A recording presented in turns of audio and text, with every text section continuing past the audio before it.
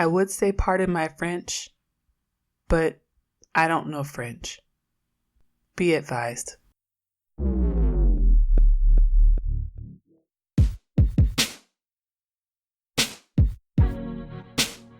Hey y'all, I'm Jenn.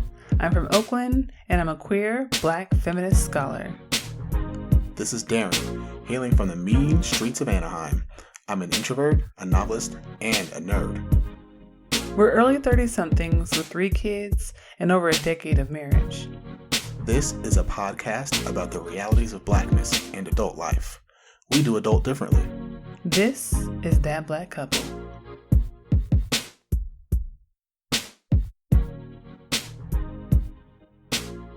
Greetings. This is episode 26 of That Black Couple. Today we're talking about why we are not rooting for everybody black. Sit down, grab your White Claw, which I'm told is a bougie beverage. It's definitely bougie. They have White Claw cocktails. What does that mean? Where you mix White Claw and like juice and like other alcohol. Why does that make it bougie? You can mix anything with juice. Gin and juice. I drink gin with juice. Yeah, but generally people that are consuming White Claw are of a certain status. Okay, I don't know what that means. All I'm saying is White Claw smacks. So sit down, grab you a White Claw. You like the lime flavor, right? Lime is my favorite flavor. I also like the grapefruit one. But sit down, sit your ass down. We're here. This is Jenn. This is Daren. And this is That Black Couple. Before you get started, make sure you follow us on Twitter and Instagram at That BLK Couple, on Facebook at That Black Couple, and look us up on the internets at www.thatblackcouple.com. You can stream all of our episodes on Spotify, Google Play, Apple iTunes, Stitcher, and SoundCloud. And you have to rate us high because we're the best. Oh my gosh. I feel like your reasons are getting more and more like not critical. Like I need them to be like more thought through. Well, okay. This episode is about not rooting for everybody black. Yes. And I think we are the type of black people that you should be rooting for. Yes. And so for that reason, we deserve high ratings. And listen to the full episode so you can understand why that's important. But yes, that was a good save. It's going to come back around. It's going to circle around. Lord bless it. Okay. Are you ready to get started? I'm ready. Okay. So in segment 1, we're going to start with first things first. And I'm going to have a hard time on this episode. Why? I don't like talking about cis heterosexual men. It's all right. I mean, we're going to be dragging them. I know, but I hate wasting the breath. Okay, so on first things first, we'll talk about how we came to the topic, and it'll be a doozy. In the second segment, we'll talk about the conversation. Darren's going to hit us with his facts because he likes facts, but this time it'll be facts about things like Kanye Barris, which is always funny because he's a lot. In segment 3, the reflection will explain what this whole not rooting for all black people thing means for each of us. So don't leave the shit because I feel like that's going to scare some niggas off, but let's explain it. Yeah, there's a reason and there's a rationale behind everything. A rationale. And we're not trading in our blackness, you know. That was never a question. But I'm just saying, you know, when you say you're not rooting for people that are black, it's like, oh no, what the fuck's wrong with you? They rooting for the whites? Hell no. No, we rooting for blackness, y'all. We're rooting for blackness. But we want blackness to win. We just got there's nuance. Skin folk and always kin folk. That part. Zorna Huxton. There we go. History. Are you ready to get started? I'm ready. Let's do this. Let go. Okay. Here we go with first things first. And honestly, I'm just struggling. I'm really struggling. Because I have to talk about Terry Crews and Kanye West in the same episode. And it's just, it feels like a personal attack. Like it feels like a personal attack. You have to hold them accountable. They're doing some shit in the news. It's affecting a lot of people. Okay, so here's the thing. So, as many people know, Kanye West announced that he is running for president in a few weeks because that's when the election is. And what struck me about this, and I'm not going to spend a whole lot of time on it because I really honestly don't give a shit. But what struck me about this was I went on Twitter the day after the announcement came out, and I looked at a bunch of black folks' Twitter timelines, and all I saw them say was, ignore him. And It was a meta experience, right? Wait, you didn't give enough context for that. What do you mean? It just said ignore him. That's Right. all it said. But that's what I'm saying. The words were ignore him. Ignore It him. wasn't ignore Kanye. No, it was ignore it said him ignore because we him. all knew who him was. All it said was ignore him, and I was just dying laughing because I'm like, we all know who him is. Like, we all know who him is. He's that one cousin, right? Like, he's that one friend or family member who you like. Yes, you're gonna be Batman. Yes, you're gonna be Superman. Yes, you're gonna be a rapper. It's gonna happen. And like, it's not, right? It's not. It's not. And Kanye is our cousin. He's our bless your heart. He bless your heart, boo boo. And we just ignore him. And so what I will honestly say is that I'm really heartened by the number of people who did not give a shit when he made this stupid fucking announcement. Like, I was like, you know what? We are learning. We are learning as a collective Black diaspora. We are learning how to share our lack of fucks to give. Yes. Right? Because having a lack of fucks to give, it emerged around circa 2010. And we started learning that we could have individual lack of fucks. Right? We learned that it was an individual thing. Like, we had an individual ATM and we could pop in our fucks card and then it would be like, boop, and it'd be like 0 fucks left to give. And be like, oh, I'm all out. But what we haven't talked about is this new collective lack of fucks. We have a new collective lack of fucks to give. And I am here for it. It's a community resource. It is. It's a community resource and we're tapped out. So I bring up the Kanye West thing because all I could think to myself is this is why the fuck I'm not rooting for everybody black. When Issa said that shit, I'm rooting for everybody black, we all was like, yeah, girl. And here's the thing. When Issa said she was rooting for everybody black, that made complete sense because she was at an awards show where black people typically are not nominated. And when they are nominated, they do not win. They typically don't get to even show up and sit in the seats. That's what I'm saying. And so we took that phrase and we were like, yes, girl, that is so true. Because when we watch Wheel of Fortune, Jeopardy, that's what we're doing. Family Feud. I always root for the black family. I always root for the black family unless I know them, which has happened, and I don't like them. Then I'm like, at least the one time. But that other team was also of color, so it worked out. It worked out that time. But see, that's a great example. It's a great example. You don't have to root for everybody black. And there are some contexts where rooting for everybody black is actually detrimental to black people, right? At an award show, you're doing it for representation. You're doing it to see black faces reflected in what is seen as recognizable and valuable art, right? In the real world,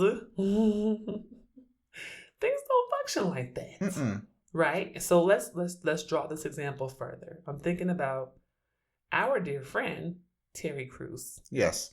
So this is a person who we used to really enjoy because we were introduced to him era white chicks. When we were like, who is this hilarious black man? I hope he's very black. And then we learned he's not. Yeah. He's not. He's black-ish, right? We'll talk about that later. We'll get to blackish later. And the issue with a Terry Crews is, so I wrote about this last year for Teen Vogue when Terry Crews went on that tirade about how families that do not have heteronormative, binary gendered parents, man, woman, somehow those children are at a point of detriment because without the specific heteronormative binary family, those people would be lacking. And he took it so far as to go into medical terms when replying to people on Twitter to imply that for folks who have been adopted by extended family members, who had parents who were same sex, all these kind of these conditions where you don't have that binary heteronormative family, he insinuated that you are basically underdeveloped as a person. Right. Yes, lacking severely as a person. That happened last year. And what got me is that a lot of people agreed with him. A lot of cisgender heterosexual black men agreed with him about this. And a lot of queer folks, a lot of black women, a lot of trans folks, a lot of disabled folks, a lot of folks whose families are inherently non-nuclear, non-normative. We're like, hey, hey, we exist, right? And what you're saying is white supremacist and patriarchal. And it does not identify our families as valuable. It does not assign worth to us in the same ways. And instead of taking that as criticism that was valid, he even like retweeted my article from Teen Vogue, like, man, I guess I lost or whatever. Like some low key like projection of guilt bullshit, right? And now here we are this year. I guess it was time we were due. Here we are this year, and he's tweeting out shit like hashtag. Okay, I know that the hashtag is Black Lives Better. That's what he said. But when I think Black Lives Scatter or Black Lives Chatter, because I would think that you would at least choose a word that rhymes with matter. Black Lives Ladder. But ladder, wow. Black. But it, Black Lives. We do cook up some batters. Batters and berries. Batters and berries. But it has 2 T's. So he tried. Nigga, good night. What I'm saying is that I feel like he is now inserting himself in conversations in ways that he does not have the preparation nor the range for. And that draws together the Terry Crews and the Kanye West issue, right? Is that this is why we are not rooting for everybody Black in all circumstances, right? Because sometimes some of us need to sit our ass down and be the fuck quiet. If you stepping into the wrong place, if you are not prepared, if it's not prepared for you, if it's not your lane, I'm not going to root for you to be successful in it. No. You took a wrong turn. Right. I'm rooting for you to come back. Nigga, you driving backward on the freeway. Yeah, and people do that. That's the opposite and we direction all look at of them traffic. Like, what the hell is you doing? That's you are wrong. Putting us in danger. I'm not rooting for you to win and keep going down the street. No, I want you to turn back around because you have gone off the track. Hit a Yui. Hit a Yui, boo boo. Hit them donuts. and that's the thing. Ghost ride that whip. We rooting for Kanye. Yeah. And we're rooting for Terry Crews. Yes. Just not for those things. Correct, right? And so one thing I will always admire and love about Ava DuVernay, who we will also talk about later, is one time she tweeted about how her career took off and her life changed when she started to stay in her own fucking lane, right? For her, it was about finding her lane and then just staying in that shit.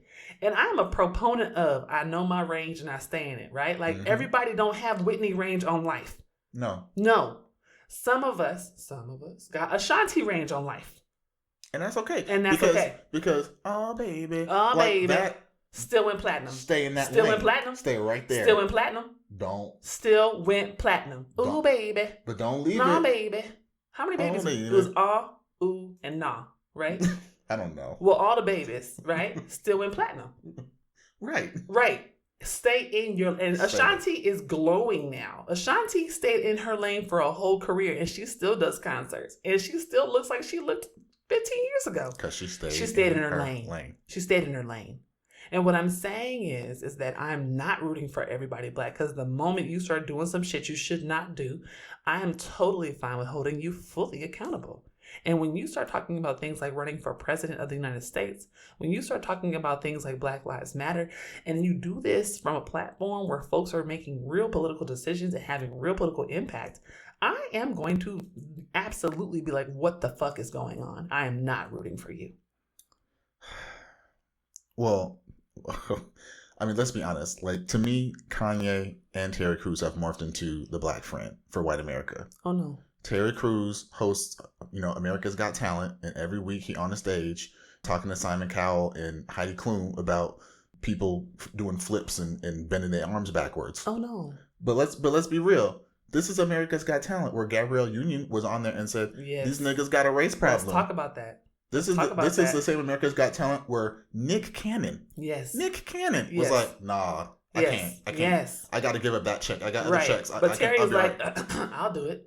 This clues you in. Like, I'm not rooting for you to do well in America's Got Talent. I'm just not rooting for that. I would rather we dismantle it and figure out why the fuck it's so harmful to Black people. And that's not a dig on the person that is Terry Crews or the person that is Kanye West, right? That's the reason why this is so important, right? To differentiate between, I don't agree with those behaviors and the harm that they may cause, and I hope that you do well. And same thing with Kanye. Mm-hmm. Because let's be honest, Kanye is a musical genius. He is. I don't know I can't speak to Kanye's life and what he's gone through and how he's changed over the years. But at the core, one thing that I know that has not changed is this man is just a musical genius. He just is. He is. And I will always be rooting for him to make music. To make the music. Now, is he a political genius? I don't see it. I don't see no receipts of that. It remains to be seen. It remains to be seen. But to me, launching a presidential campaign at this stage in the game is giving us some inclinations as to your propensity for success. That's all I'm saying. The other thing, though, and this is like I said, I'm gonna stay in my lane. Yes. Because to me, the other thing that we're really talking about here is Black entertainers and accountability. Yes. And how we have to hold these people accountable. Mm-hmm. And the big piece of this, and we're going to get into this deeper in the conversation, is if you really think about what's happened, like April Rain did the Oscars So White hashtag, and that came out and it got all the coverage and it shook up the industry, and all the people were like, oh man, we got to put Black people in movies, and we got to, we got to give them some roles where they're just not the gangster, right? Mm-hmm. So all that stuff happened, right? But realistically, if we're looking at the entertainment landscape now and all the progress that we've made, are there more Black faces? Yes. Yes. Are there more Black directors who have some actual cachet that people know their names? Yes. Yes. But realistically, how have we changed in the art that we're actually creating? Right? And so to me, we had this whole movement of diversity and inclusion, right? Yes. And we need to hold that whole movement accountable. Right. Because we said this is what we want. Did we really get it? Right. So I want to drop a note real quick because I'm a professor and it's what I do. But what we're really talking about in this episode is the difference between descriptive representation and substantive representation. Exactly. We're talking about what it means to root for everybody Black because descriptively, seeing those faces reflected back at you, for you, is enough. Right? Just seeing their bodies there, but not being concerned about the substance of their presence in that place, right? So the fact that we can have, as you said, more directors, more Black faces, but no significant material change in the type of art that is produced, and no real, I would say, doors broken down in terms of opportunity structures for Black folks to get into an industry that we know is inherently anti-Black, right? So what does it mean to push for substantive representation for people who have a framework of loving all Black people and breaking down white supremacy and dismantling systems that make it so that we don't get to thrive, and have those folks also represent us in these positions and institutions, right? That's what we want. That's what we want. This podcast is supported by generous donations from listeners and readers of our mom and dad's web magazine, watercoolerconvos.com. You can stream the show on Spotify, Google Play, Apple iTunes, Stitcher, and SoundCloud. When you listen, please consider hitting that heart button, sharing, giving us a 5-star rating, and leaving some dope comments. This helps us with our page rankings and gets more listeners for the show. Thank you so much. All right, we back. Way back. Ooh, why your throat sounds so scratchy? Because I puffed on this blunt. I know the stress is high when you gotta talk about all these hetero cis men. Jesus. I know it's hard. You gotta cut the edge off a little bit. Jesus, let me hit it again. But so I'll get things going. I'll lead off, and then once you come down, I'll bring you in. Here, let me share it with the listeners. Here, y'all. There you go. There you go. Yeah, that's what we should have said. We shouldn't Breathe have said, in deep. It's that Cali weed. We shouldn't have said grab a White Claw. We should have said grab your blunt. Grab that blunt. All right. So yes, the conversation. So like we just said, we're talking about accountability. Yep. And we're also talking about representation. Yep. And I just really want to get into a discussion about Black entertainment and its current status. Mm-hmm. Because right now, if you really look at the general landscape of entertainment and all the Blackness that has really, really blossomed, there's been a lot of Blackness showing up all over the place. Mm-hmm. But realistically, if you look at the content, like you said, if we're looking at the content, we're really centering and promoting a lot of shows that make light of the Black experience. Yes. And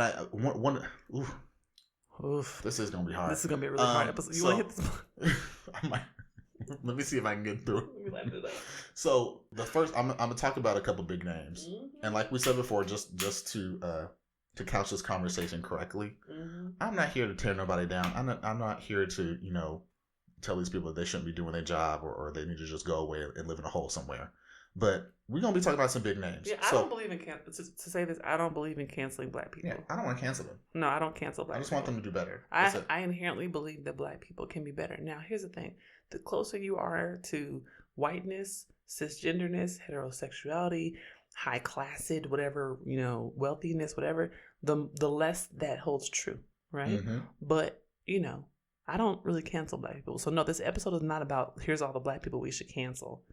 When you hold folks accountable, it's about love. You love people, and you hold them accountable because you believe they can be better. Mm-hmm. If we didn't say shit, that would mean we didn't give a fuck about them. We had no expectation, right? But we have an expectation for folks to be better, so we respect them and we regard them in a way that says, you know what, we desire you to be a better version of yourself. And this first example is a great example of that. It is. And the first example is Kanye Barris. Now, let's just be honest. This man has grown a considerable empire. Yes. He has coined creating shows with ish on the end. I mean, you say it, he made it, and you know what it's about. At this point, brilliant. People say fake shows, and I think it's a real show. Yeah. Is Mixed Dish really a show? Mixed Dish is a show. Okay. That's an actual show. That's one of his shows. Okay. I don't know what day Blackish and all them shows come on, but it's Blackish, and then right after that, Mixed Dish comes on. Wow, I did not know that. Yeah. Okay. I thought that was a made-up show. I'm not going to go into the details of what all these shows are about. I don't think that's a good use of anybody's time. And you probably already know what these shows are about. But the one I want to center in most is Blackish. Mm-hmm. And I want to center in on that because when that show came out, it was really in that moment of let's bring some more diversity to the table. Right. Let's give people a platform. Let's have some shows that are not all about white people and the shit white people go through. Right. And I was an avid watcher of Blackish when it came out. Yeah, we were into that shit. I was very impressed with it. I was cautious because it was about an upper class Black family in Southern California. Didn't you start it before me? You started watching it because I was like, fuck that shit. Exactly. You were like, why the fuck would I watch that? Yeah, I was like, I don't want to watch that shit. And I watched it and I convinced you. I said, it's actually really good. They're tackling some real topics. They're talking about real shit.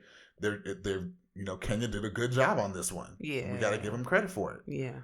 The problem I have with that show is that it really, really, like I said, makes light of the Black experience in a way that it's like the name suggests. It's Blackish, like it's Black light. So it's like an entry level course for people who don't have a Black friend or they live in a community with no Black people and they want to know, hey, well, what's this Black thing about? They can watch that and not be scared and not feel like oh my God, they're just saying that white people are all bad and I should feel bad about myself. And they can now understand what Juneteenth is, Yeah. It's like a Black history course. Blackness 101. Yeah, Blackness 101. Yes. Which is great. But the problem is that it's not really moving the needle. It's not touching the needle. And it's not really something that's created for Black people. No. Right? And the whole point of the diversity and inclusion movement was to say we should be creating entertainment for all people. Yes. Historically, the entertainment industry has been all about creating things for white people, yes. and then maybe other people will like it too. Right. The whole point was, hey, we should let Black people make Black art so that Black people can see themselves reflected back on TV in a way that is affirming and that speaks to their own life experiences. Yes. And something like Blackish. I mean, I come from a upper middle class Black family, and even for me, I'm just kind of like, wow, this is. I had to stop watching the show because I was like, I'm not getting anything from this. I remember we stopped watching the show after that weird musical about slavery or something. Yes. And I was like, okay, I don't know what's happening anymore, and this is definitely not for me. And over time, so I do think that like many shows, Blackish started off a lot more radical. I won't say radical, but in what it thinks was radical. Yeah. For the industry than where it is today. And I think the reasoning behind that was they, ABC gave them the green light. Like, right. This is a Black show. Make what you want. Right. And so they came out the gate like, yeah, we're going to talk about all this stuff. But then, as happens with all shows, yes, at the end of the day, what really matters is the business and how the white people feel. Well, not just how the white people feel, Mhm. but it's the numbers, right? Yeah. It's all about, is this show profitable? Am I getting the ad dollars I need? That's right? I mean, that's what I mean when I say how the white people feel. What? Right. And that's the thing, right? Because that loops right into, are black people, are white people watching? Right. Can I get the people that are going to advertise on here, right, that are going to feel like they're getting their money's worth? Do worth? white actors feel like they at least have some access to the show? Like, I remember there started being more and more white people on the show. Mm-hmm. Like, all of a sudden, what's his name, Andre, was spending more time at work than he was with his family. And I was like, why do we have to keep seeing these? This show's called Blackish. And they had like white neighbors all the time. All these white neighbors, annoying white neighbors. Nicole Sullivan from Mad TV right, with their neighbor all of a sudden. I was like, what? And I'm like, y'all don't have no black friends? Y'all don't have no black friends? Like, this show's called Blackish and y'all don't have no black friends? This is weird. You know what I'm saying? Like, this is fucking weird to me. This is fucking weird to me. Every black friend you got, you had to hire and now they're your nanny? Ooh. Okay, wait, hold on. Let me stop. Well, we're not going to leave Kenya, though. Because, the other thing that's recent is his new Netflix show, which is called Black AF. Oh, my God. He left the ish behind. And I'm going to die. I'm going to die. And the show's going to kill me and I'm going to die. I mean, in full disclosure, I have not seen one episode I of the will show. never watch this show. I won't watch this show on accident. I can guarantee you.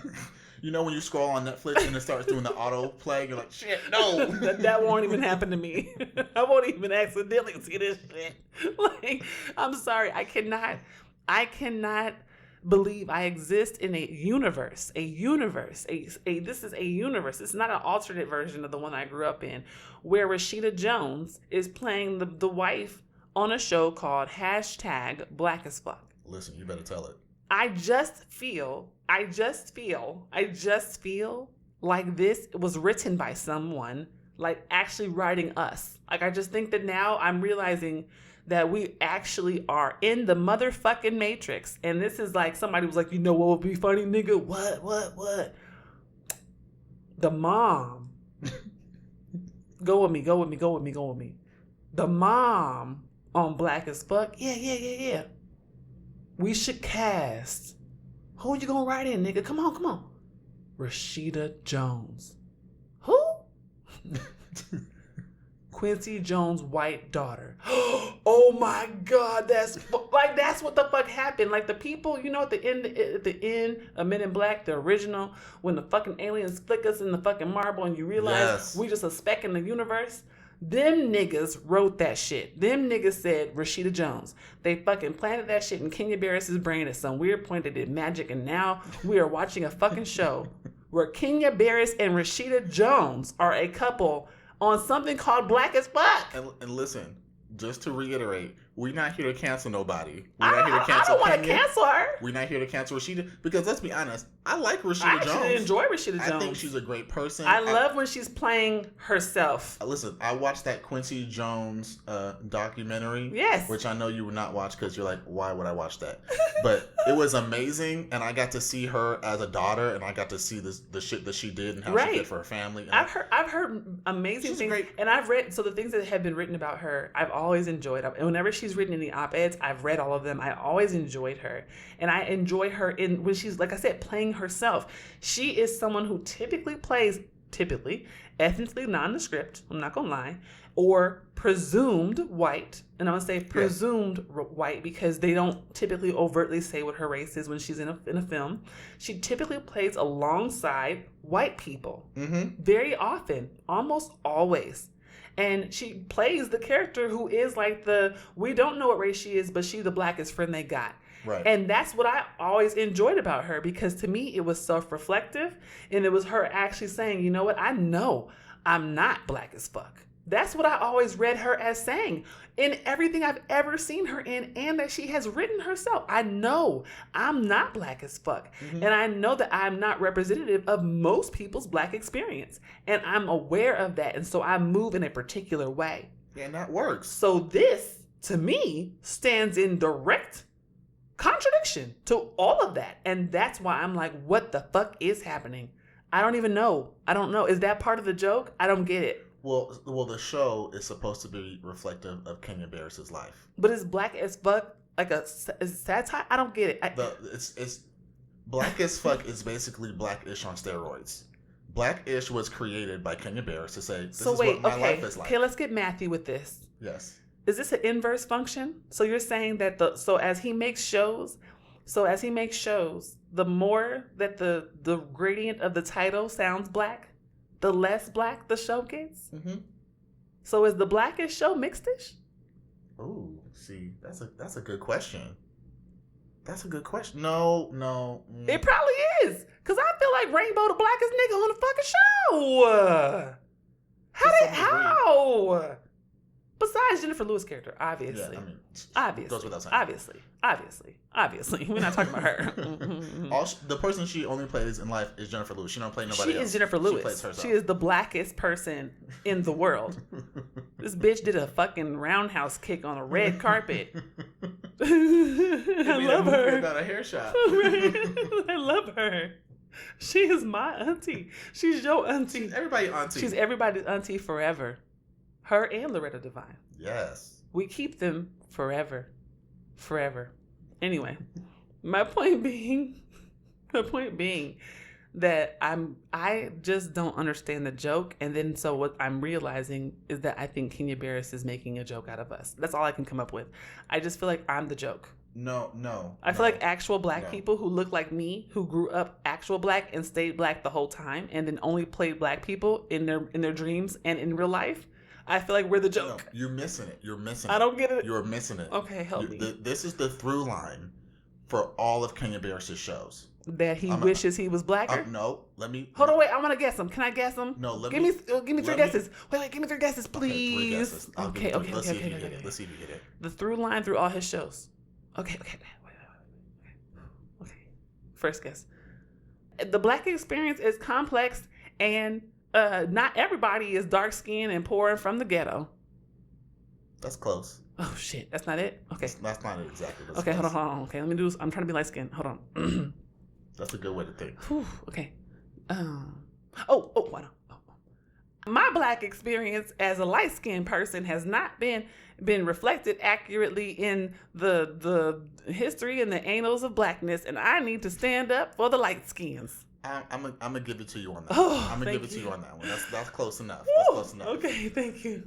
Here's the through line. Yes. All of Kenya Barris' shows are from his perspective, and he is, a wealthy black man who lives in wealthy spaces that are predominantly white. Yes. And he's the black face in the room. So yes. this is the story of like the black friend. It's like, say, if instead of it being about the white people and there's the one black guy that's tagging along, let's make the story about the black person where there's white people all around. Yes. And so that's the through line of all his shows is he's the blackest person in the room because he's generally the only black person in the room. Oh, I get it. Oh my God, you helped me so much just now. So when he says black as fuck, he said I'm black that. as fuck. When you say I'm it. When he's, oh my God. It's like if you have one sprig of pepper in a whole bowl of salt, that looks like a lot of pepper, but it's just one. It's just one. So what you're saying is he's black as fuck because there's no other blackness in the room with which to reflect his non-blackness. Right. Which, to be honest, is why Rashida Jones fits. You are on the so show. smart. I am so glad I married you. Oh my God. I have been watching these shows for so long. It hit me at one point when I think I read something about how it was when I read about Black as Fuck and where he was saying he cast himself in the show because he's basically playing himself. I don't speak light-skinnedness. But here's the thing. I'm not from light-skinned-osha. But here's the thing. I didn't come from the Isle of the light skins. I've never touched the shores of light-skinned city. You know what I'm saying? Yes. You know what I mean? But here's the thing, though. Here's the thing. Yes. They always say, write what you know. And so, to a certain extent, you can't knock Kenya Barris for writing about... Let me finish. You can't knock him for writing about his experience. I feel like he was a little on the nose. Here's my issue, is he did Blackish, and he did Grownish, and he did... Oh, yeah, that one, too. Mixed-ish, right? Are there any other issues? Are those the issues? No, those are all the issues. There's 3 issues. And then he got that Netflix upgrade, and what he did is instead of expanding out, he just went said inward. Right.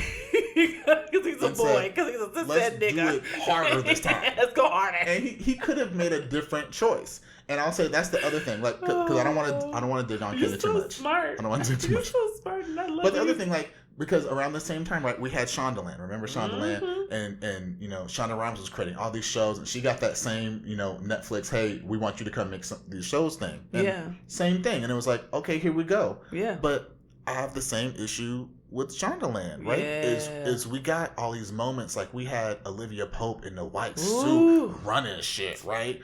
But you know, if you looked around her, it's mainly white people. Remember when Viola had them boogers? Yeah, Viola had them boogers, and she took her wig off. She peeled off them eyelashes. And we were like, whoo, we said, oh, Viola. she black on TV. Which was a moment. We said, we ain't seen this since Celie. But then you look at the grand scope of everything, and it's like you have to remember where these people are located, right? Yeah. Olivia Pope was working for the president and of fucking the United States. So many white men. Right? So many white guys. Viola Davis was a law professor at an elite university. Married to a white man who then went on to work for a prestigious law firm. And who only ever worked, essentially, for white people who did horrible things. And same thing with Shondaland, right? She did those two shows. She did Private Practice. Yeah. She did, what's the other show? Which actually is white people? Oh, Grey's Anatomy. Right. So she did all these shows, but the problem is these are still people in very wealthy professions with wealthy, you know, very well access to things, right? Yeah. And once again, my core issue is this is not reflective of the large body of blackness. Right. You have all these things. Right. And that's why right. I was so excited. I was beyond excited. Wait, can I insert something really quick before you transition? Before I move on, you can go. Okay. I see your eyebrows. You're pursed. Okay. I'm there. Before we slide into that, I don't want to divorce this conversation from history. Mm-hmm. Because I feel like you and I grew up in the like New York undercover era where blackness was very Family matters. Yes, up front and like not instructed to white people. It was very like, we're just going to make our own shit. And we literally will do all the same shit the white shows have, but we're black, and we just do it in the black way. We're just gonna sit over here and eat our salad. Thea, Rock, you know what I'm saying? For real. Moesha, you know what I'm saying? Sister, shit. These shits were reflective. Right. How did we go backwards? Right, we went backward, and that's something I feel like we should talk about, because I feel like in a lot of respects, it reflects the same kind of political era of, well, we already did a whole bunch of black shit, and now we need to reflect this other shit, right? Like, oh, we already saw, like, we saw The Wire. We don't need any more poor black people on TV. We've got that covered. If we want to see The Wire, we've got The Wire. So do something new. And how about some blackish people? We got some black people. Give us some blackish ones. You know what I'm saying? Like, I feel like that's the problem, is that with, you know, entertainment and art that's depicting the black experiences that we have, the vast black experiences that we have, they often do so from a place of scarcity, as if everyone has to be the first time and the only time of whatever they're doing. Right. And if they're not the first time and the only time, then it's not worth doing. And that, I think, is the context, how we get to where we are today. Because then it's like everything has to innovate on the last blackness we saw, because white people are deciding what type of blackness needs to be up front. Because if it's not new and exciting, then why are we doing it? Then why are we doing it? I'm bored. Exactly. Is this really black people? I don't know, because I saw The Wire. Right. Exactly. I saw that already. I saw The Wire, so I already saw the poor black people. What about the doctors? I'm going to do the transition. Do the transition. Go ahead, baby. That's honestly, this is all leading into why I was so excited when Oprah got her own network. Yeah. I mean, it's her network as a part of Discovery, so, you know. Yeah. It does what it needs to do. Here's the thing. She still got to report to white people. Let's be honest. Yeah. Okay. Yeah. But she got her own network, and I'm like, oh shit, she gonna have it's like we got to do over BET. You know, that's basically what my head was like. Oh, Oprah gonna come in here and she gonna put us black shows. Golden Bows. Now we got a bunch of Tyler Perry shows on there. Ooh. But but then Queen Sugar was coming, and I was like, oh shit, like this. Yeah. This about to be amazing. We got all these like rich melanin skinned black folk, well lit, just glistening in well shot. Ugh. and they got all them cinematic shots. Looking like paintings. Over the farms. Looking like moving acrylic in the oil on canvas. I was like, oh man. And look, it's not all well-to-do black folk on the TV show. And it's not even all poor black people. No. Look, they're representing multiple forms of blackness on one show. They discovered on Queen Sugar that in a black family, you can have some folks who are mixed and some folks who are not mixed. And you can have some folks who are certain shades and other shades all in the same family. Wow. I mean, who would have thunk it? Think about just the crux of that. The dad, had kids with multiple women. Yes. And they had to be a family, but there was conflict around. Yes. I'm like, this that's some real family shit. It was so reflective of real That's shit real that black shit. people do. And that happens in well-to-do families, and it happens in all families. It happens in to be fair, it happens in non-black families. It happens right? in every It family. was like they found the sweet spot. Yes. Like this is where real we story. should live. Yes. Yes. A story unencumbered by the people in the writing room who were like, exactly. How are the white people gonna take this one? But then yeah. It's slowly over time, Yeah. just I feel like it's still like, leaned into the whiteness part or it leaned into the, the lighter stories that don't center, the real black experience. I think when Queen Sugar started to lose me was how they were handling what was I can't remember the names. I know who you're talking about though. The baby mama's name. I always forget her name.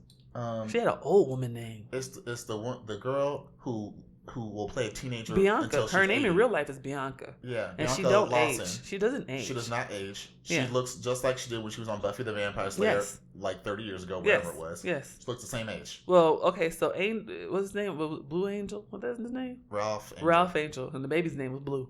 Yeah. I clearly ain't watched it in a while. That's been a minute. But Ralph Angel and how the whole storyline unfolded around the paternity of the baby, and then what was going on in her life and her addiction to drugs and like what she was experiencing and all that stuff. And I felt like they tried really hard to handle that whole thing well, and I felt like they just didn't. And the longer I watched, the more I felt like, wow, this feels very heteronormative on the show. I just still felt so much patriarchy. And even though, and I love Ava, I feel like a lot of times when she talks about how she makes television and how she makes her projects, she focuses on having women of color, black women in the space. And that to me is another example of what we're talking about, where just because folks are of a phenotype or a identity marker does not mean that they engage with those ideas and with those ideas about justice and the ways we should be nuanced in our love of black people. Those are not mutually inclusive. And so I remember thinking, wow, I wish they had more people on the team who actually understood mental health and like survival sex and things like that, right? Like for a lot of folks who end up homeless or who end up addicted to drugs and other issues like that, like this is something we gotta talk about better. But here's the other thing, right? Like I said earlier in this segment, you write what you know. Yeah. And so to some degree, you want to, like you said, you want to make sure you have people in the room who can write to the experiences of the characters on the show. The other thing is, though, I'm a writer. Yeah. And just because I'm writing about the things that I know doesn't mean that I can't write about things that I haven't experienced. Right. If you don't have the range, if you don't know, it's okay for you to go find someone that doesn't ask them. Exactly. It's okay to do research to figure out how these things work. Exactly. Like all those things that you just listed, they could have sent a tweet out and said, hey. We're looking for activists, organizers, folks who have studied this, done research. And people would have stood in line with their hands raised to give them all the information. And I always wonder about that. This is something I've always wondered when I watch these shows, about if they have someone on staff, on the team, who is like an expert on this stuff, who can say, yeah, that's actually not how that typically works. Typically when we address these issues, we do A, B, and C. And so when you write it for it to be authentic, it should reflect, our protocols. Like, I wonder if they do things like that. And I feel like that's something they should do. And I think about it all the time as someone who, like, my work sits at so many intersections. What I do sits at so many intersections in terms of the ways people call upon me to help them with things about race or gender or sexuality. Today, I'm damn near giving a teach-in on fucking Twitter about polyamory, right? And it's like, I'd be wondering when people reflect this stuff on TV, like when they have, I think about that Netflix series when Spike Lee remade it. She's gotta have it. She gotta have it. It's just really, as a poly person, yeah, it's rough. As a polyamorous person, I really hate that fucking show. But like thinking about how they wrote her polyamory, I was like, did they have somebody on the team that could help them to Most likely not. And that's what I'm thinking. Like, I feel like, why don't they think about it this way?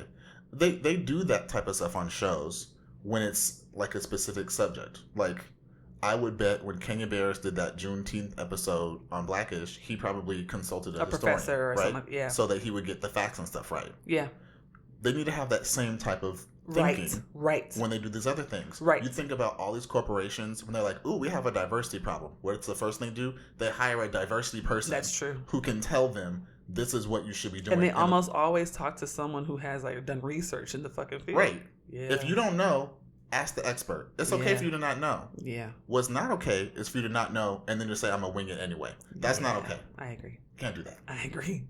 You better get some shit down today. Listen, I'm in my bag. You are in your bag. Well, hold on. Can I talk about some things I liked? Yeah.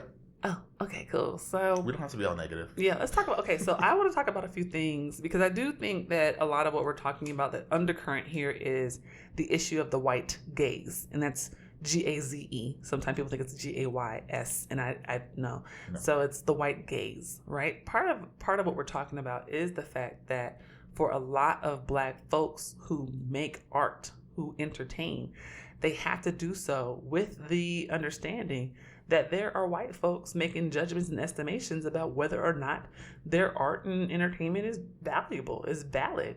And unfortunately, that is steeped in all sorts of racial bias and institutional and structural systemic problems and priming, right? That they have no control over. And so I always tell my students this, I don't want to shit on anybody for how they cope or navigate that system, right? Mm-hmm. Like, I don't ever want to shit on anybody who is vulnerable, oppressed, marginalized, minoritized, for how they survive a white supremacist, anti-Black, oppressive, system, right? Like, that's not what I'm saying. But what I am saying is that the ways we comport ourselves are critically important in terms of how we are held accountable to those we answer to, right? Mm-hmm. And so I think a lot about Insecure because I keep thinking back, it was so long ago. What was that, like 10 years ago? Maybe. I can't remember exactly how long. When fucking Awkward Black Girl came out and we were sitting there like trying to figure out how to get YouTube attached to our TV because these are old. Those are like pre-HDMI. These are old. Yeah, these are old laptops. These are not. These are flat screens, yes, but they cost a lot more than they do today. Yes. You didn't have as many ports. You had to do red, white, and yellow. That was it. You didn't know which one made the audio. And it was stressful. You do that on a computer? Right. It was really stressful, right? But we was sitting there dying laughing at fucking Issa Rae and on Awkward Black Girl on this YouTube channel. And like, we watched that shit religiously. We would go back and rewatch episodes. I mean, we would sit in the house and like say shit back with her and then go and have our friends watch it with us. And we would like, I love that fucking show, right? Like it was so awkward and so accurate, right? And it was so Black. It was so hood. And because you and I met in LA, right? We met at USC. And we saw so much of LA reflected in that show in very authentic ways, like in the lighting and the ways like the cars looked. And it wasn't up front. It wasn't in your face. No, it was subtle. It felt so real. It felt so real, right? And like that to me was really spectacular art. And I remember thinking that I was so happy when her channel grew and when fans were supporting her and she was like blowing up, right? And then when Insecure came out, I was like, oh, shit, right? Like, everybody was scared that it going to HBO was going to water it down. And I feel like that first season, it was like, oh, we good. Like, we're good. Like, this is still Issa. Like, we still have Issa. And then I feel like recently, the show has changed a lot, right? The show has changed a lot. The characters have changed a lot.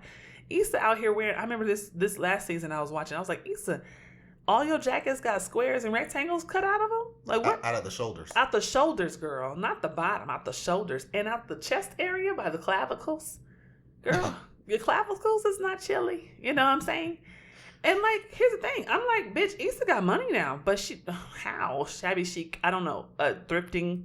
Well, and they tried to note that like, oh, she don't have all that much money, but it's like, but her wardrobe don't reflect that. Tiffany was dragging her about how terrible she is with her money. So I'm like, I mean, and listen, you know, at this point, Issa's only job is apartment manager. Right.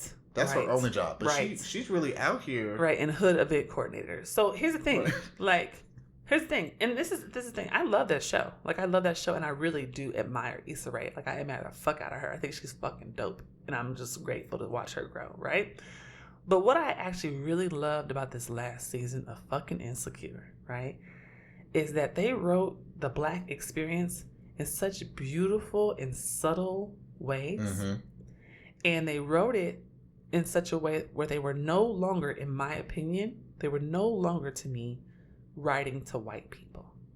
This season did not feel written to white people. And that was the thing about Awkward Black Girl that I think we all loved so much. Yeah. Is that Issa was walking around LA having this experience, having this coming of age experience. And it was weird as fuck. And there were sometimes white people around. But Issa, the character on the show, never translated herself for anybody else. Right. And Issa Rae, when she presented herself, I remember watching her little rap series she used to have on YouTube. She didn't translate herself for us either. Mm-hmm. She was like, this is how I am all the time. Like, this is who the fuck, I'm always like this. And so when we got to Insecure and that first season was like, she's still here, she veered off a little bit in the middle, right? We started seeing these really, like, Molly's super wealthy. Like, I don't fucking like Molly, but whatever. But then we have this Amanda Seales character, Tiffany, whatever. Anyway, and so then, you know, we have these characters who are very, very, very well-to-do. And they represent a part of this narrative that we've never seen Issa ever associate herself with, right? Yeah. In any respect. And so she's moving with these like bougie socialite type people. And it doesn't reflect, in a lot of respects, it doesn't reflect the fullness of the Black experience that Issa Rae has typically given us, right? It didn't hit those same notes because it was really very, to me, very upper class focused, right? Well, even the part with like TSA Bay, like even this whole like. I'm getting there. Go ahead. I'll let you do it. Okay. So here's the thing. So this is a complicated appreciation for this last season. But like, I think this last season was great because they got back into the complexity of the relationships, which is what Insecure should be about, and which is what Awkward Black Girl was always about, right? Right. Awkward Black Girl, we didn't spend a lot of time looking at the decor and the clothing, and that was not the focus of the show. The focus was the interactions and the relationships and the awkwardness and the internal narrative of Issa. This season got back to that, which is why I think the show was better this season. So, what they continue to struggle with, right, is they struggle with things like fatness, right? They continue to situate fatness on the show as hypersexualized, like the people on the show who are fat, who have fatter bodies, or who are supposed to on this show be fat. And I say that meaning that, you know, typically in Hollywood, their conception of fat is really not like Chalet, right? Yeah. So like their conception of fatness on the show is hypersexualized. They're usually like the kind of comedy character, the comic relief character, right? Mm-hmm. Not taken seriously, even when they do very serious things and say and feel very serious ways, right?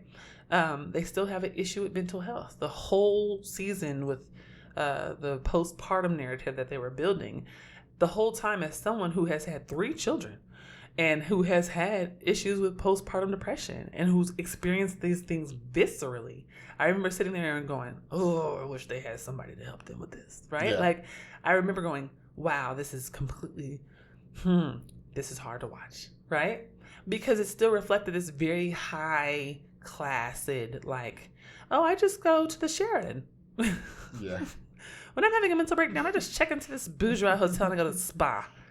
I go to the spa, I get a facial, and I'm like, okay. I'm not, no shade. But I'm just saying, like, I just wish there was more depth to that. Yeah, if you're gonna go and have a whole narrative around a serious issue, go there and really engage with it. Engage with it. Just really, because these are not things that people are gonna see very often ever Right. on TV, in a movie. These are things that people might not experience in their own lives. Right. And so if you're going to show that, have people be able to walk away from it and have a real understanding to go, oh, wow, I get that Right. life experience. Right. So when they do come across someone in real life Right. who might be dealing with that, they're not like, oh, why don't you just go to the Sheridan and take a shower? Oh, I'm mad. I mean, that's real talk, though. And I also think that the show, in a lot of respects, makes light of mental health, right? We also see the male character who was interested in Issa, and when he had an issue mental health wise, he literally just fucking disappeared off the show. He literally disappeared off the show. He was gone, and we built an animosity toward him. They basically helped us to dislike him by talking shit about him while he was gone.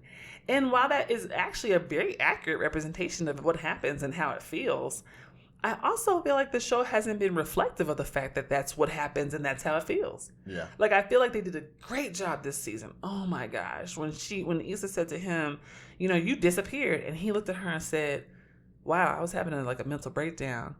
And that scene, oh my God, I almost cried. I was like, oh my God. And I was so grateful that someone wrote that, because I was like, finally they acknowledge that this man was going through something really hard, and he could not articulate it to these folks at this time, and nobody thought maybe something's actually wrong here, that he needs help. Maybe we're not setting him up for success. Maybe we're not looking out for him, right? Maybe we're contributing to part of the issues that he's having, right? And that was something I was like, finally, they took care of it, because it took to the end of the season for them to even acknowledge that. But I think that's part of the issue. I mean, and obviously we can't speak to next season, but to me it was weird that they had these long arcs that were going through the whole season, but they were really happening in the background of the show. Yeah. So they got almost no service. And then in the last episode, it's like, oh, he had a mental issue. That's why he left. Or, oh, she was having postpartum depression. That's why she was looking progressively messed up over the course of the season. Like you said, it's great that those things are represented, and somewhat it's great that they're represented in that way. But then the problem is you miss the exploration of those things at the same time. Right. So, it's like, oh, it's basically telling you, oh, if someone disappears, they might have a mental crisis. Yeah, but they might also not. Yeah, they might also not. But it doesn't tell you like how you would notice, or what they might be going through, or what they might feel like, or what things they might be facing. Right. Like we missed that piece. I would have even liked at the end of the episode for Issa to pop up and say, if you have any health issues with mental health and you need support, here's a number you can call, like blah blah blah blah. Yeah. And do some work to destigmatize. I would have loved for something like that to come up on the end of the episode. Just something. And I think that that's something that I have concerns about. I think that that's something that I'm missing on that show, that even though they are bringing a lot of things that I really enjoy back, that's something I still feel is missing. And the last thing, it's really odd to me that they live in Los Angeles in this moment and have basically an apolitical outlook on the world. Yeah, it's really weird. Not even that they live in LA, but Issa basically, she basically is always in Lamert. Like, can you tell the listeners why that matters? I mean, how do I even say this? But like Lamert is like, Lamert Park is like, that's the black That's part. the blackest. That's the black part. And it's good. She should be in there. Yeah. Right? But it's weird that she's there and it's like, oh, look at all this black art. But it's like, there's so much stuff that goes down in Lamert. And around it. Like, we know people that like still live there. And like, even if you just watch their Facebook feeds, like there are caravans of white people going around on buses trying to figure out how they're going to gentrify the area and which homes they're going to buy next. Yes. And so it's weird where then you see, Issa hanging out with Molly and she's like, let's have a street fair. It's like, that's good. That's great. It's like you're just going to skip. Yes. I mean, they bring up gentrification all the time, and it's really interesting to me that they don't engage with it. Like, I think that's the thing that I struggle with on the show is that it's something that would be affecting. I would love for them to engage with something, right? Like, it's like so they did this with Molly in the episode where she has the confrontation about, the towel and her race, and she has the falling out with the Asian boyfriend's brother and things like that. And I was like, okay, this is cool. But I gotta be honest, I was like, Molly though.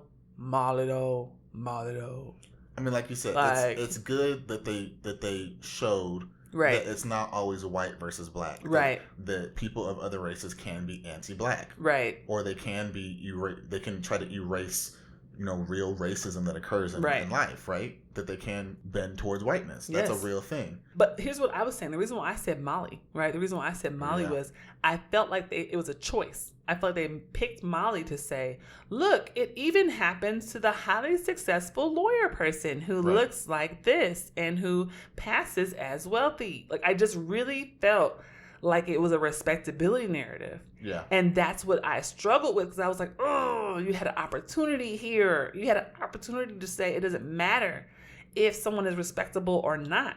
They don't deserve to be treated this way. You had an opportunity to say all blackness is important. And that's where I'm sometimes like, okay, this doesn't feel to me like a team of folks who don't want to engage.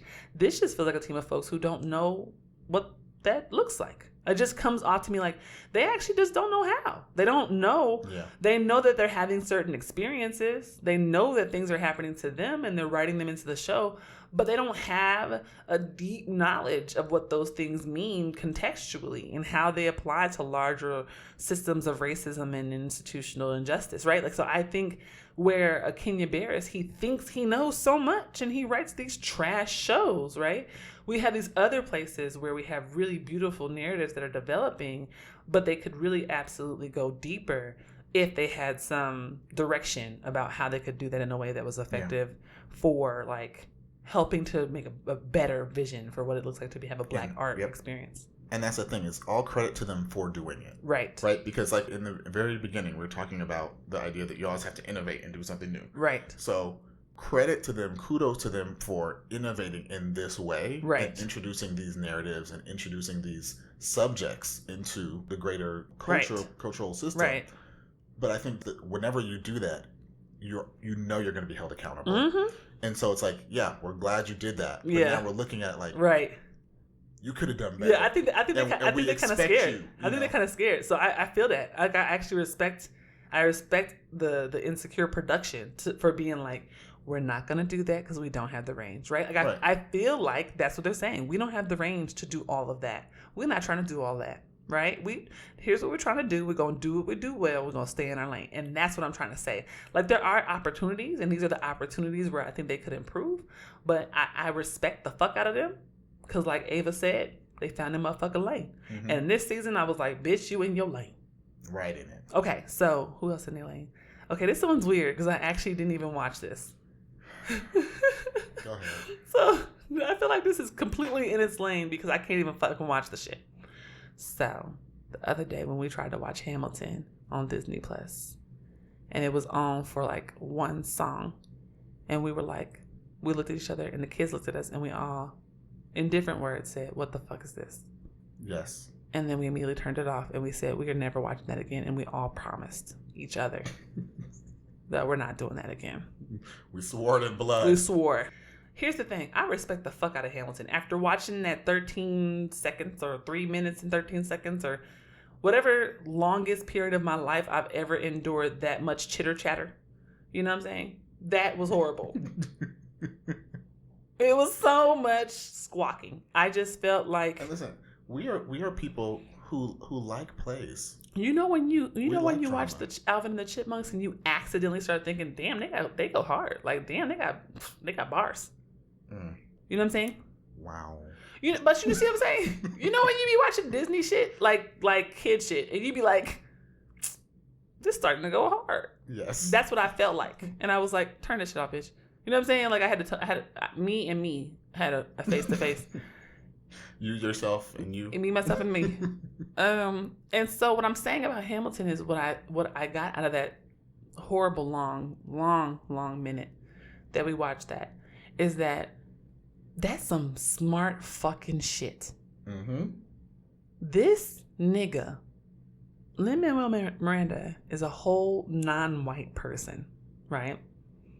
A whole Latinx individual who managed to make a story about a whole white man from history using only people of color, a lot of them black, a lot of them queer, and rap music. Mm-hmm. And I at first was like, what in the entire fuck is this, right? But then as that minute progressed, I realized for white people and white adjacent people, that is ambrosia. They are seeing themselves reflected back without their own fucking reflection. Mm-hmm. They are hearing about some shit that they want to hear about from people who don't look like them. That's the kicker. That's the kicker. The kicker is the people, hold on, catch it, don't look like them. And they're used to everything looking like them. Everything looks like them, and Yes. the stories and things are reflective of Yes. them, and they're meant for them. Yes, and they're like, oh, when I heard about it was like this before. I'm like, oh, this. Now they've got the brown people and black people and the Asians and the people in the wheelchairs. I've got to see that. That is brilliant. That is brilliant. That is brilliant. That is brilliant. Here's the thing. I know that this is not for me, and I know that I am not the audience. No. Because I have no interest in learning anything about this motherfucker. Hamilton is not a person who I need to know any more about. I don't care about. I don't. They were like, oh, he was a hard worker. I said, oh my God, they are really telling me about this motherfucker. This is what this is really about. They were really telling me his fucking history and about his life. I said, oh my God, y'all are serious. I knew it was called Hamilton, but again, black as fuck. Sometimes people be naming shit and they don't mean it. And it don't match. They don't mean it. That's the joke, And so I didn't realize they really meant it. And William Burr starts walking across the stage, and I'm just like, I can't do it anymore. I'm out. I mean, I gotta be honest. It's rough watching a play about these people, that were white people being played by non-white people, knowing that the characters that these non-white people are playing were would have murdered them. They would have murdered them, or they would have owned them as slaves, or it's a little disconcerting. But what gets me about it is everyone had hyped this up, and at one point we were going to go see it, and that we looked at those ticket prices and said we're not going to go see it. And I'm glad it was edited. Do you know how grateful I am that I was a broke ass nigga the whole time this fucking play was available in the cities that I lived in? Do you know how grateful I am so, wow, the ancestors, oh my God. Do you know how many of my own friends who are probably listening, I would have punched square in the throats if I had have paid them type of dollars to see this? Do you know the type of tirade? We were on a grad school budget at that point. Can you imagine? Okay, wait, hold on. This is supposed to be a positive Hamilton thing. I'm sorry. But that's the point. That's the point, though. That's the point. That's the point, though. We're holding people accountable. Yes. And on first blush, to me, you watch it and you're like, I need to hold Lin-Manuel accountable for this mess that he put up on here. But he's smart, though. He wasn't making that for us. And that's the difference. He wasn't making that for us. That wasn't for us. And to me, there was no illusions that it was for us. No. That was for white people who probably he felt like needed to be, air quotes, woke up or something like that. That was for, white liberals who were like, I need to do better and I need to get comfortable with the colors. But here's the other thing. Here's the other thing that I admire about Lin-Manuel Miranda in the Hamilton. Mm-hmm. Is he used that to me, he's doing what you're supposed to do. He used that shit as a Trojan horse. Yep. He did that shit and he got all of the industry and all these white people behind him. Like, we'll just throw money at you and you make whatever you want to do. This nigga got Disney dollars now. The next movie he got coming out is the play that he did before he did Hamilton, which is called In the Heights, which is really about actual Latinx people living in fucking New York. That's what's up. And that's what you're supposed to do. And what did he do? He hired all the same Latinx people that he had already worked with and got them bigger checks. And that's why I fuck with him. And he's going to have them on the fucking And that's silver why screen. I fuck with him. And this nigga, this is why I fuck with Lin-Manuel Miranda. This nigga will be on Twitter. He will go ham on everybody. This nigga, when it came to fucking Hurricane Maria and shit for Puerto Rico, this nigga was like, hey, motherfuckers, you need to do your job. Like, he was donating and shit. Like, he was doing activist work. This is why I fuck with him. This is why. And so when I saw Hamilton, I was like, oh my God. I was disappointed because I was like, oh, you one of those? And then as I was watching, I was like, oh, it's a foot in the door tactic. It's a foot in the door tactic. He's like, oh, here's the thing. If white people want to pay me to shit on them for an hour and a half and do it with rap music and a wig on. And pay a whole bunch of non-white people to do it. And pay my friends to do it with me and we can go out and get drinks after and now I'm about to have big long dollars. And now these niggas got Tonys. As I said at the beginning of this segment, I am not going to shit on nobody for how they cope with this system, my nigga.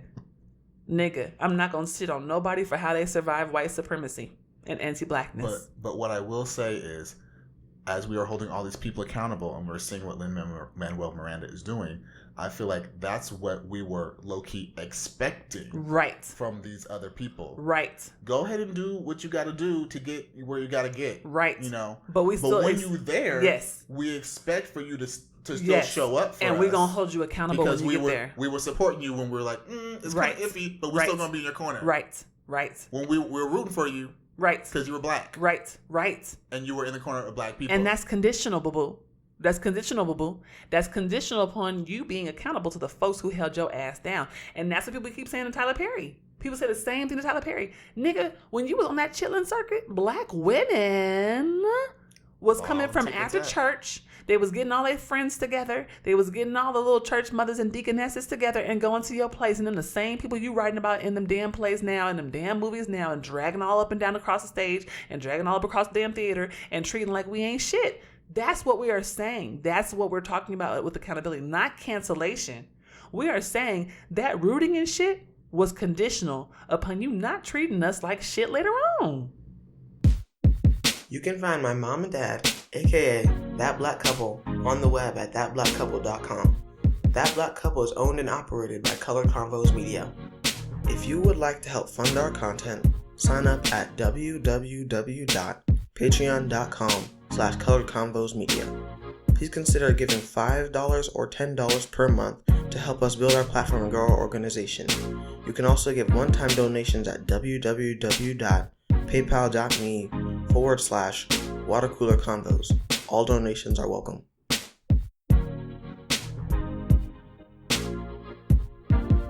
And we are back. We back. Oh, it's been a minute. I know. Well, now it is time for the reflection. Yep. And as I was thinking about this episode, thinking about all these different creators and all the shows that they've done, and really how when they started, we were all in the corner and we were supporting them. Like, even, especially when you think about a show like Scandal. Oh, yeah. When you think about if you remember that first season, actually did not do well. No. Like, the people were scared it was going to get canceled. And we had to tweet about it all the time. Yeah, the ratings were not high, but, you know, Black America came in and said, no, we want this and we're going to support it. That's when live tweeting was birthed. Yeah, it came from that show. Yeah. And, you know, that's how it became successful, because we were in this corner. And I just feel like a lot of these things we support really early on because we do support blackness. And a lot of them, to me, even like thinking about Issa with how she did Awkward Black Girl. Yeah. A lot of these things are, they're like the underground. Mm-hmm. You know, they're things that other people don't see. Mm-hmm. But as with a lot of things with Black culture, they start small with a select group of people who are just onto something, who are feeling it. Mm-hmm. And as it starts to permeate out, it starts to change. The gaze comes into play, and all of a sudden you're dealing with a whole completely different entity. Yep. And I feel like it's funny because you always make fun of me for this, but there's this phenomenon that I have latched onto, and you can find all this stuff on YouTube really easily. But people put out these songs, they take popular songs, and they slow them down, and they also reverb the sound. It's called slowed and reverb. It's weird. It's really weird. But the whole point of it is it makes songs hit just real different. It sounds like a scary movie, but yes, continue. It doesn't. I know it sounds like a scary movie in how I'm describing it. No, but I'm saying the actual music sounds like a scary. No, we're not gonna do this. Okay, anyway, go ahead. But think about it just makes songs hit differently, and a lot of it is because it slows it down, and you can really listen to the lyricism of these words. And so a lot of times the songs that I like most are not the popular songs. It's the songs that are less popular because you can really pay attention to the words. You can really pay attention to like the meticulous production work that goes into the creation of these songs. Yeah. And a lot of times when you're listening to them, you hear the completed production. You're like, oh, this sounds good. You slow it down. You're like, wow, they really every single sound they placed in a specific spot, and then you can hear it more clearly when it's drawn out. And even to me, it makes you even appreciate people's talents more. Like one thing I've seen a lot of times is if you listen to a Jhené Aiko song, she's a good singer. Yeah. If you listen to her slowed in reverb, it sounds like Beyonce is singing her songs. Like legit, it doesn't sound like it's her. It sounds like Beyonce, which makes me go, oh, I can appreciate her actual singing ability more because you get to hear more of the texture and more of the technique that she's employing in singing her songs. And so to me, all of this is kind of like that same thing, right? Yeah. Like I want to slow down. I want to appreciate what goes into the work. I want to appreciate the artistry. I want someone to take care with the artistry when it comes to entertainment, when it comes to the characters that they're creating, when it comes to the storylines that they're telling. All of these things, I want someone to have that level of care put into every second of what they're creating, because they should love and care for Black people in that way. Yes. And so when when we're holding these people accountable, it's because there's instances where I feel like they didn't necessarily do that. Yeah. It's like when we watched the second Trolls movie. What? Oh, I got it. Wait for it, y'all. I got it. I know y'all. I know y'all like Trolls. What? I got it. No, I definitely got it. Stick with me on this. It's a kids movie. It's great. Haha, it's funny. Haha. Yeah. There's a moment where they take a good 5-10 minutes. Yeah. And I'm not gonna give you the whole movie, but it's talking about all the different forms of music, and they get to a sect of trolls that make funk music, and they have a whole song that's basically like, oh, these pop trolls came in and they took what we did and they smoothed it out and they put a little drum on it and they made it their own, and they took what they took our masterful art and they just made it cute and poppy, and that's not cool. Y'all stole it, and we're gonna hold you accountable. You stole it. That's what happened. And I feel like that's the same thing that what we're getting at is, you think about like Issa Rae, like she did Awkward Black Girl, and there was just so much goodness. Yeah. Like she didn't have no budget. She was asking people for money so she could make a new episode. So broke. But it was so much goodness. She shot so much of that movie in her own car. But that's the thing, right? It was the amount of care, because she was scratching and clawing for everything. So she took so much effort and so much care was put into every... That show. She shot the show in her car. I said her movie. Yeah, it wasn't a movie. I mean, we watched it like a movie. We watched it non-stop. But yes, she shot the show in her car. She put that level of care into every moment, because it was literally like, this is the money that I got in my bank account. Right. It actually affected her. Like she had studio time. Right. And like if she didn't hit that shit, it wasn't coming back. Yeah. And I feel like what happens is people get platforms, they get budgets, and then sometimes they lose a little bit of sight of that level of investment and care. You know why? It gets muddied. They don't, to me, and this is where I was saying about Hamilton, they don't control as much of the narrative. Right. That's to me where Hamilton wins, right? Because the way that productions work in fine arts performance, the artist controls the narrative. The artist can do whatever the fuck they want, especially if people are paying for it, right? This is why they can get up and say horrible things to Mike Pence as he's the sitting vice president. It doesn't matter. Who paid money to come there, right? Like that's what happens. And so for folks who are in film and TV, right, owning the narrative, it doesn't work the same way unless they own the production house, unless they own literally the hierarchy is so vertically difficult to own, right? Whereas when you're writing a play, you at the top. That's it. You win, right? Like you own the production. You own the production. And so that's, to me, what you're talking about is this issue with owning the narrative, is that the more you get embedded in these institutions, the more they own your narrative. And those institutions are inherently white supremacist and anti-Black. Doesn't matter, period. all institutions are, because that's how the world is made. That's what we live in. We are socialized, all of us, up underneath white supremacy and anti-blackness. So that's, to me, what I hear when I hear what you're saying. That's exactly what it is. Oh, well, that to me, well, then my reflection goes directly hand in hand with that, which is, for me, my ethos is like, it's not just about loving Black people, right? It's like, it's not just about rooting for Black people or loving Black people. You gotta love all the Black people. Like, it can't just be some of the Black people. Like, it can't be the ones that have money and wear like the jackets with the rectangles cut out the clavicles, right? And I'm not saying this is right.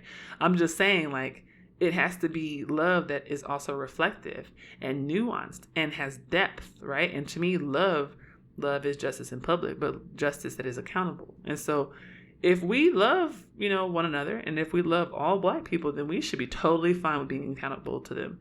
And we should be totally fine with if folks say, hey, yeah, when it comes to this, the way you are representing sex on this show, or fatness, or mental health and disabilities, like, it should be totally fine to be like, hey, yeah, you're right. And I need to do better, because I love all Black people, not just the ones that are legible to me, not just the ones who reflect my own experiences, all of them. And that's what I'm hoping. Like, I feel like this moment gives us an opportunity to maybe get to that, like somehow get to that, where our entertainers and artists do understand our framework of loving all Black people, and not just loving the Black people who look like them, but maybe also reproduce the shit that hurts most Black people. Mm-hmm. So I'm hopeful, but in the meantime, I'm not rooting for everybody Black.